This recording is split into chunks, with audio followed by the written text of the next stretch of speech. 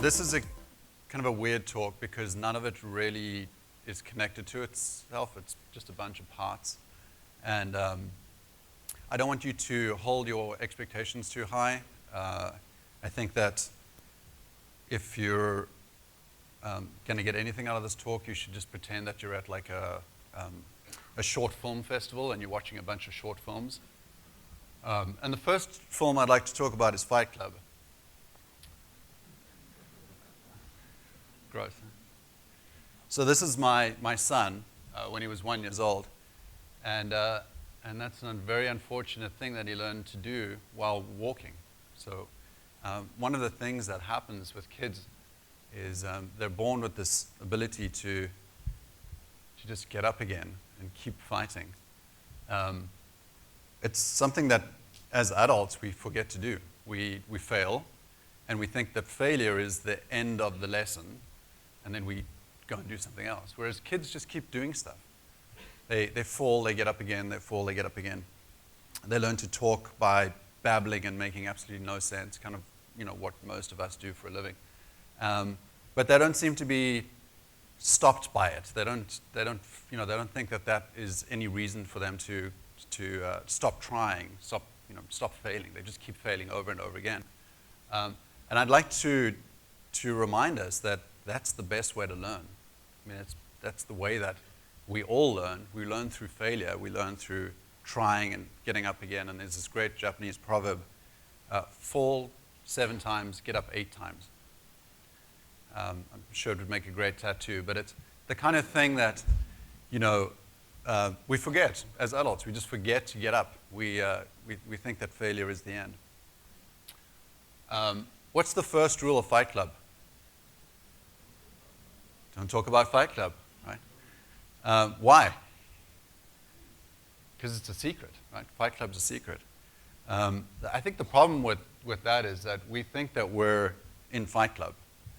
And my friend Perry Hewitt says that there should be a new rule for the club that we're in. And that should be, the first rule of failure is to talk about failure. One of the problems that we have when we fail is that we're embarrassed by it. And we don't want to talk about it. We want to pretend that it didn't happen. And the reality is when you start to talk about it, people show empathy. They show support.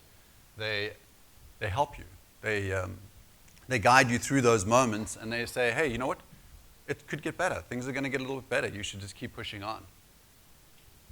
And one of the reasons why we treat failure with such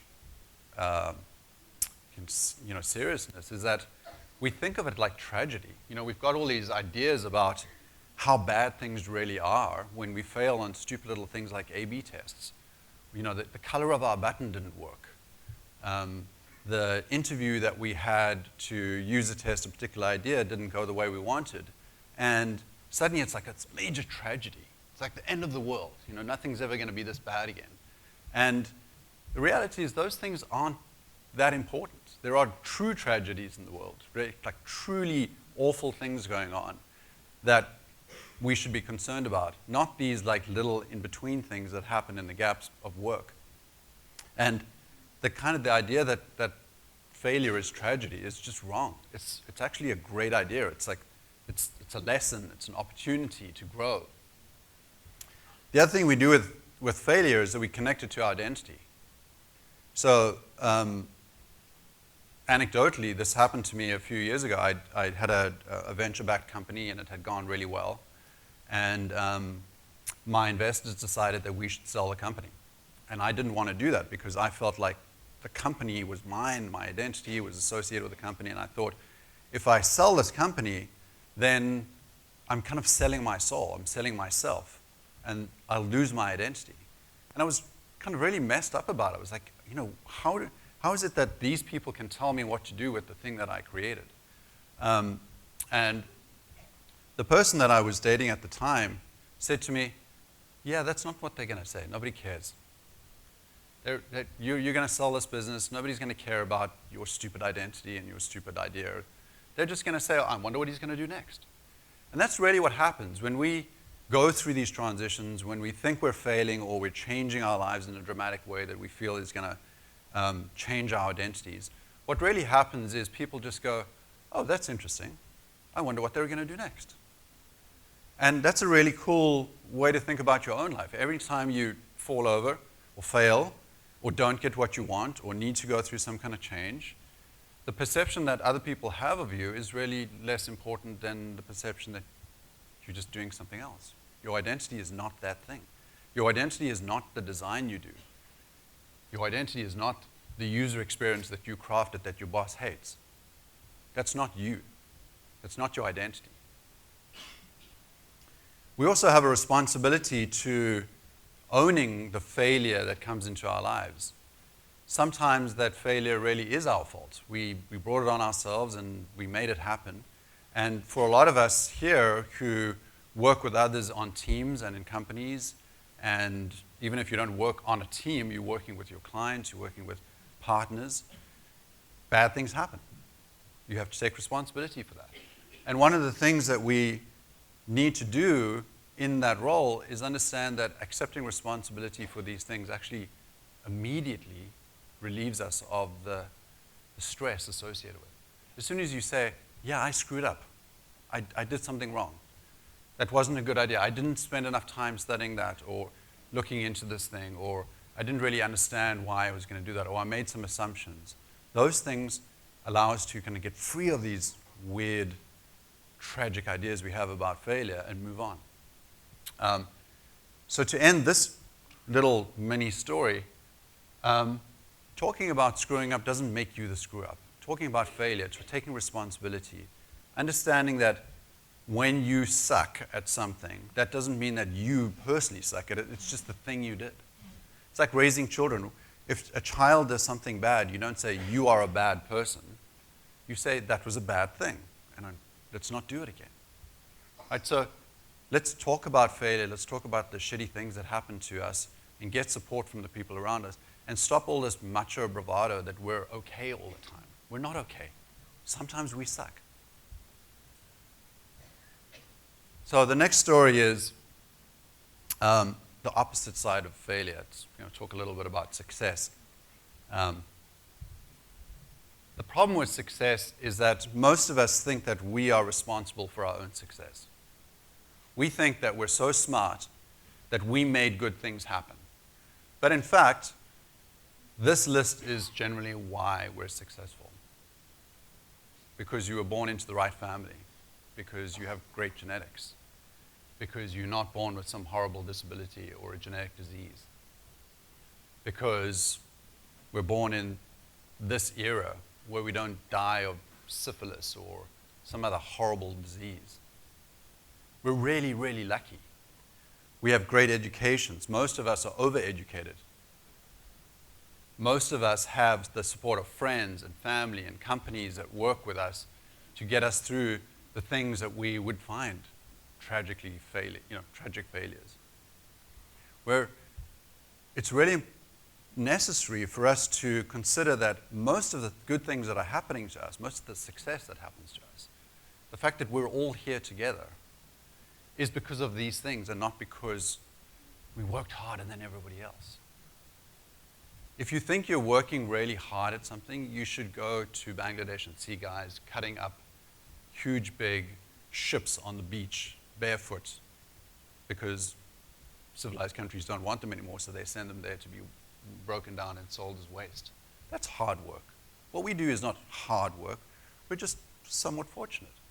And I think acknowledging that helps us understand that success isn't always our product, but it's the product of many people. Even people who claim that they are smart and clever and successful have got to positions of great power lacking all of those things. I wish I'd taken a photograph. I saw a guy with a tattoo on either hand, and it said, "You're not special, work harder." And I think actually most women feel like they probably should have had this tattoo because most men think this of them. Most men think, oh yeah, you should work harder. And that's the problem with this, is that you have these presumptions and these prejudices against other people about what they should be doing with their lives. But the reality is, yeah, we should all work harder. We're all somewhat not special, and we should be working harder. The other thing about success is it makes you selfish. It makes you think that because something good happened, that you are ultimately responsible for that. And the truth is, making other people successful is really the goal in life. That's what makes you happy. If you put your heart and soul into your work and the heart of helping other people to be better than they are, to amplify their talents, to get them a little bit further in life, that makes you truly happy. That gives you a lot of joy. Making yourself happy all the time, or considering yourself being successful because of what you did, is actually a very superficial thing, and it doesn't really last very long. I love this thing from Tess Cooper, who is head of people at Future Learn. Failure is yours and success is your team's. This is really, really, really relevant to those people who manage or lead others in groups. There's nothing worse than taking credit for other people's work. And we do it. We don't necessarily go out of our way maliciously to do it, but it happens. Right? Somebody says, hey, good job on that new design, or good job on shipping that product. And you're like, yeah, thanks, man, that's awesome. How many of us say, actually, I had very little to do with it? My team did most of the work. Somebody came in for an interview the other day at Fresh Soil, and they showed me a whole bunch of work in their portfolio, and I said, hey, tell me about the other people that worked on this product. And you should have seen the blood just drain out of their face. But this is my portfolio. I don't want to talk about the other people that were on the project. And it's just like a natural thing for us to get over. We just got to remember that everything is a team effort, and that making other people successful is really the job. That's the job of leadership. It's the job of being part of a team. So to end this story, remind you that where you are today and the success that you've got so far is mostly a factor of other people helping you, whether it's your parents or the culture that you were born into or the fact that you have a certain color skin. Those things have got you to where you are today. And you should acknowledge that and stop pretending that you're so damn smart. Next story is about scary things.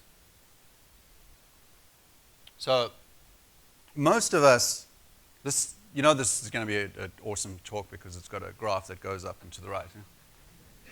Most of us have seen something like this. We've seen some prediction of success, whether it be a business or our own achievement of goals, or maybe it's a project we're working on. It's definitely going to go up and to the right, and it's going to be exponential. And the reality is, as Scott Belsky pointed out, it kind of looks like this. This is more real.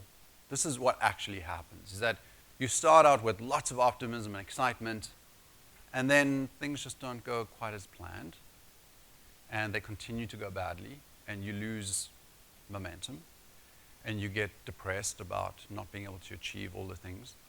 And at some point, maybe you start to resurrect some excitement and you get a couple of small successes, and eventually you get to some success.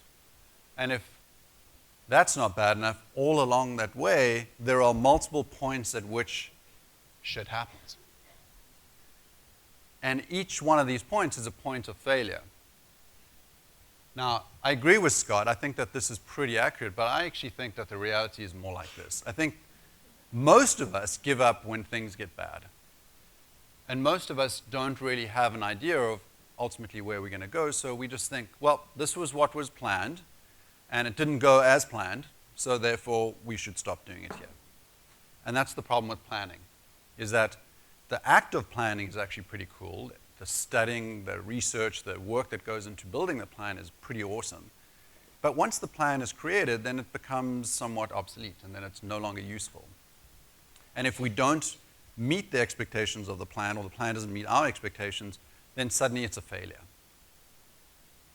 So I would like to suggest that in all our endeavors, regardless of whether it's a micro project or it's a huge, big perspective on our particular careers or our lives, that we should understand that bad things will happen. And that's okay. Bad things happen to good people every single day. But that's okay. If we know that and we understand that that's going to happen, then we're prepared for it. So plan for things that should go wrong, not for things that always go up and to the right. And you'll be much more excited about things when they do go right. You'll be like, oh my God, we planned for everything to go wrong, and in fact it didn't. Life is pretty good. Because along the way, you're going to encounter icy rivers, scary dark woods, storms, and of course bears. Right? Bears are going to eat you, and so plan for that and know that that's going to happen instead of being ridiculously optimistic all the time and believing that there are no bears on this route. We're fine. There was a movie made several years ago called The Edge. Anybody seen this? It's a pretty good movie, except I don't think it's going to win any Academy Awards. It's not like that good. Anthony Hopkins and Alec Baldwin are in the movie, and Anthony Hopkins plays this billionaire that decides to go on a fishing trip, and he takes Alec Baldwin, one of the people that work with him, along, and his wife and a couple of other folks. And they're in Alaska, and they're flying this little plane to this amazing fishing spot, and of course the plane hits a bird, and it crashes, and now they're lost in the wilderness, and they're trying to get out, and it's this man against nature, just survival thing. And what happens is they eventually have to kind of save themselves. They have to get themselves out of this predicament. And one of the things that the character that Anthony Hopkins, Charles Morse, says is that the thing that kills most people is the shame, like the embarrassment, right? And I watched this movie and I thought, wow, that's pretty cool. But it wasn't until years later when I read a book called Deep Survival by Lawrence Gonzalez about actual real-life survival situations, not fictitious movie situations. And it turns out that this is exactly what happens in real life as well. Lawrence tells a bunch of stories, and one of them is this guy goes out hiking with a buddy, and they're really, really thoroughly prepared. They've got all the gear. These guys have been hiking for years, and they go out into the woods, and for some reason they get separated. I can't remember why. And one of them's got the GPS, and the other one doesn't. And the guy that doesn't have the GPS eventually just starts wandering aimlessly through the woods, and he gets all turned around, and he doesn't know where he is. He's lost. And this goes on for like, I think, 2 or 3 days. He runs out of food. But he's an accomplished hiker, and he feels like he knows what he's doing. Even though he's lost, he's like, I think I can figure this out. I think I can make this work. He's an optimist, right? He's thinking about the graph that goes up and to the right. And eventually he comes across a bunch of other hikers. And they're like, dude, you're lost in the woods. And he goes, it's cool. I can get myself out. He was lost in the woods. He was dying. And somebody said, hey, we can take you out of the woods. And he was like, I got this. Why? Because he was embarrassed that as an accomplished hiker, he was lost. How many of us have been in this situation? We're working on something where we're supposed to be the expert. And then somebody approaches us and says, hey, this is not working out. And you're like, don't worry, I got this. I'll figure it out. All the time. We bullshit ourselves into believing that we don't need help from other people. We shame ourselves into death. Embarrassment is more likely to kill you than anything else because you're not willing to reach out and say, hey, I need help from you, or I was wrong, or I take responsibility for this thing, because those things are harder to do than the bravado and the machoism that we often portray to each other and in a team setting.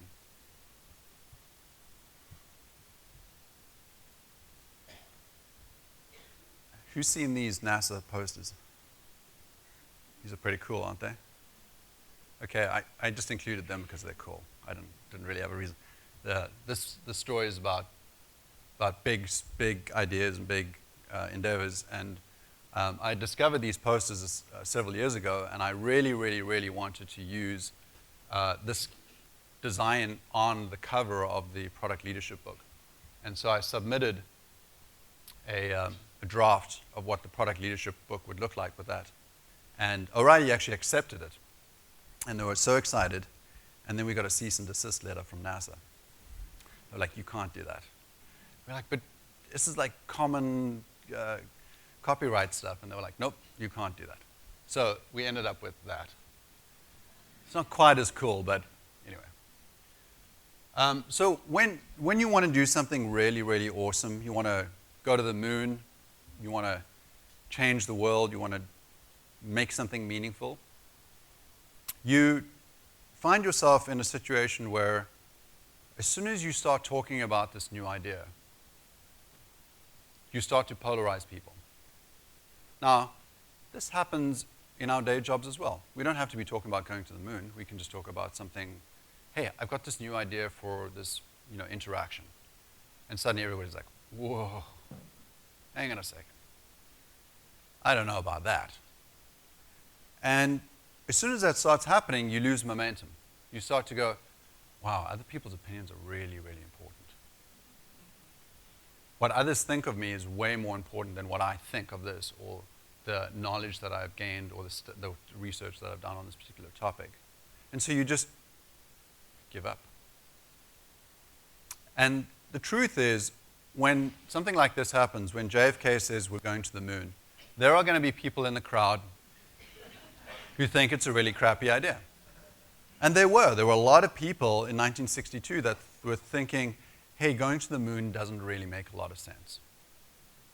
In fact, it probably still doesn't make a lot of sense, but at the time, it made no sense at all. I mean, the spacecrafts that ultimately did make it there had less computing power than our cell phones. So just think about that.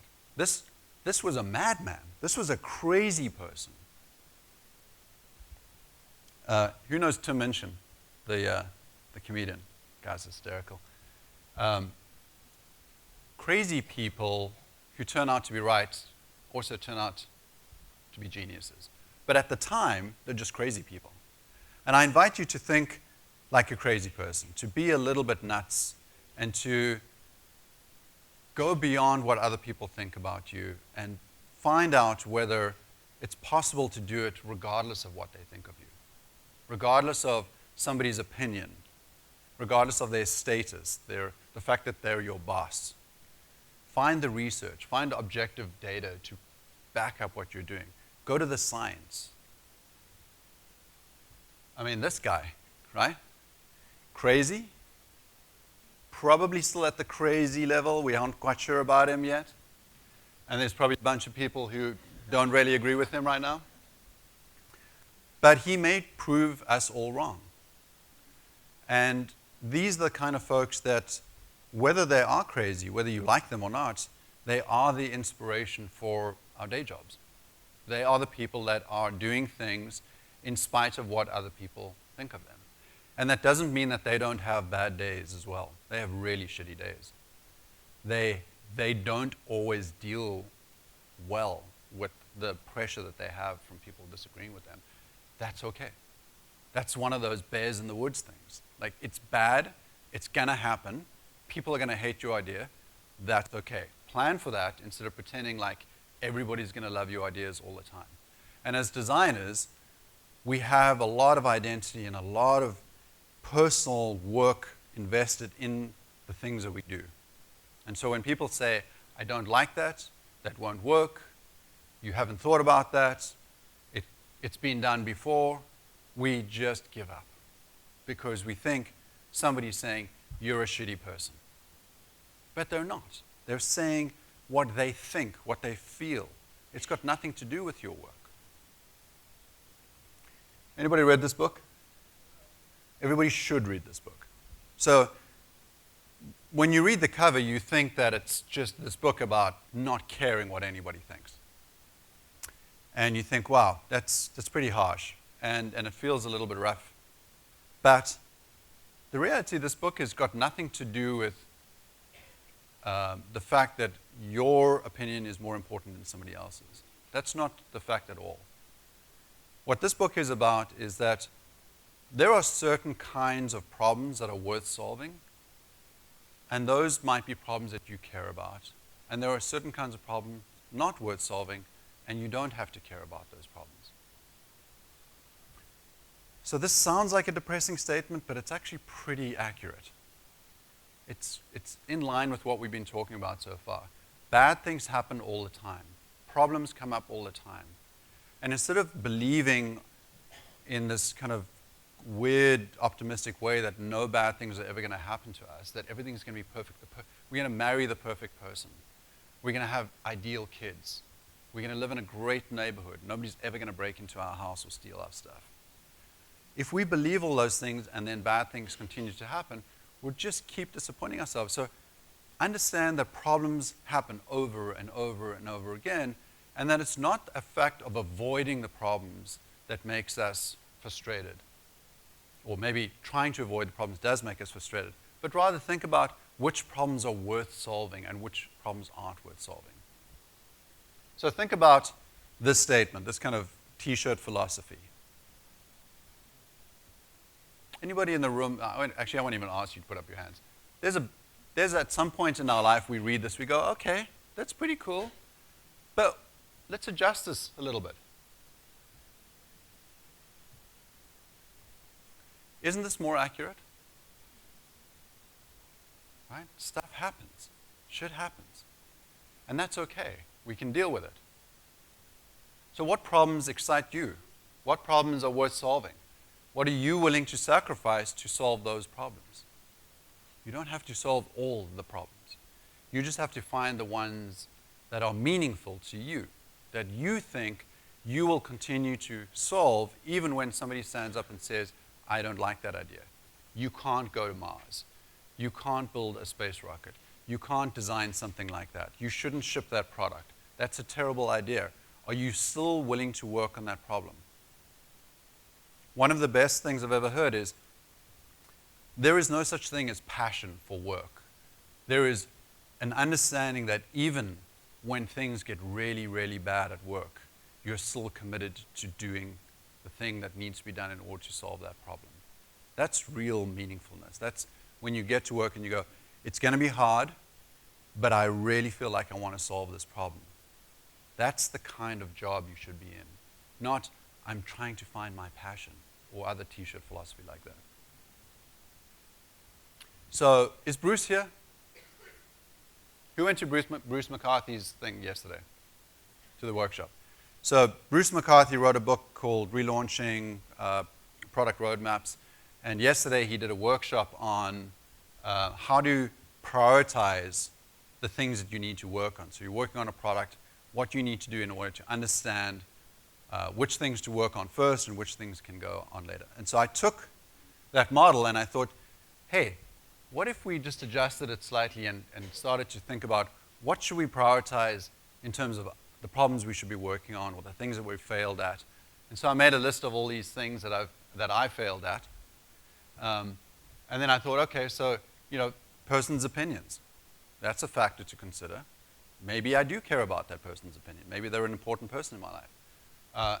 Maybe feeling bad is too much effort, or maybe it's not effort at all. Right? How much effort is it to carry around the suffering and pain of your failure? Then add to that the confidence that you'll actually survive and you'll be okay. And then eventually prioritizing other people's problems. In other words, putting somebody else's problems ahead of yours. And I realized that the only way to kind of do this make any sense is that P, which is prioritizing other people's problems, should always be 0. And therefore, if you do the equation, you should give 0 fucks, right? That's the only way this works. The only way that you can get anything done is by not prioritizing other people's problems, but only prioritizing the things that you feel are meaningful.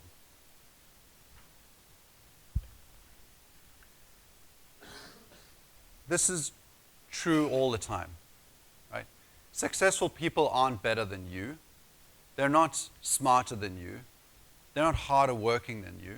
they just bounce back a little bit better because they shrug off the sense of failure, the feeling that other people are judging them. It's okay. I'm going to be okay. I'm going to live through this. This is not a tragic moment in my life. The fact that my boss hated my design, I can live with that. Move on. So the last story I couldn't decide what to call. It's either called I Love You or The Fiery Ball of Death.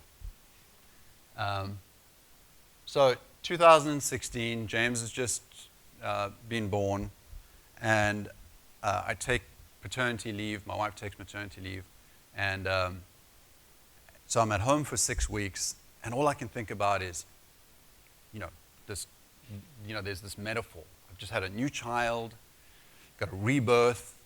The company needs to be rebirthed. I'm starting to think about what I can do. I come up with all these plans. I basically restructure everything about Vegetable Soil, which at that time had been around for almost 10 years, or actually about 10 years. So I'm thinking, this is great. This is the perfect moment for me to reinvent the wheel, essentially. Go back to work and shake things up. So I remembered this, and I think, well, I can outsmart this stuff. I can outsmart bad things happening. I'm going to rethink all the elements of the business, and I'm going to come up with a new plan. And so I go back to the office, and I show everybody my new plan. And it was like a 2-hour thing, but in summary, it was like, listen, slowly but surely, we're going to lose our market advantage because there are certain forces like, commoditization, people are outsourcing and offshoring the skills that we offer. There's kind of pressure, downward pressure on prices. So if we don't do anything, eventually we're going to lose our advantages, and we're going to stop growing. And we had just kind of got to that point where things were slowing down. I was like, we have to stop this. And at the same time, there's all this upward pressure of increasing salaries, right? We're in Boston. You can't get anybody for under 100 grand these days. It's crazy. I'm like, salaries are going up. And at some point, these lines are going to intersect, and there's just going to be this fiery ball of death.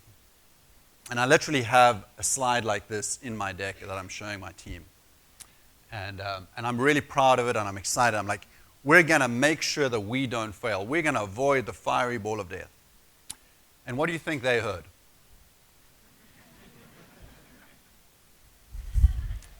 They heard nothing except we're all going to die in a fiery ball of death. I literally had people coming to me afterwards saying, you've just rocked my world. Do I even have a job? Like, when do the layoffs start? And so one of the micro lessons here for anybody who's in a leadership position is, I know transparency is super fashionable right now, but you don't have to tell everybody everything, right? It's just a little bit at a time. Anyway, so if things weren't bad enough, like, now people are leaving. Now, like, oh shit, the best people that I've got have been scared into thinking that this is over now, like the company's coming to an end. So I happen to have a teaching gig up in Canada, so I go and see my friend Paul Bellows. Anybody know Paul? This picture was not taken in the 80s, even though it looks like it. Paul just got lost in the 80s somewhere. And he's been running a business, a digital design business called Yellow Pencil up in Edmonton for a million years, and he's a really smart guy. And I say, hey, Paul, I gave this great talk. I thought all through these problems. I had all the data, and it still failed. Like, what the hell do we do now? And he said, you know what? You have to decide whether these are things that you actually care about enough that you want them to survive. And so you should have a funeral for all the things that you think are really good ideas, including whether you think having a business is a good idea. You've had this business for 10-something years, and it's been going well, but are you still committed to it? Are you just there because you feel like you have to keep it going? Are you just saying these things because you are scared of failure? You should have a fake funeral for your business and for all your good ideas. And if after the grieving about that you miss them, then yeah, they're meaningful and you should continue to work for them. But if they're not meaningful, you should give up on them. And that was an amazing lesson for me, because up until then I just assumed that my job was to keep things going, to keep the business going, keep that project going. Sometimes you need to think about, is this project even worth keeping alive?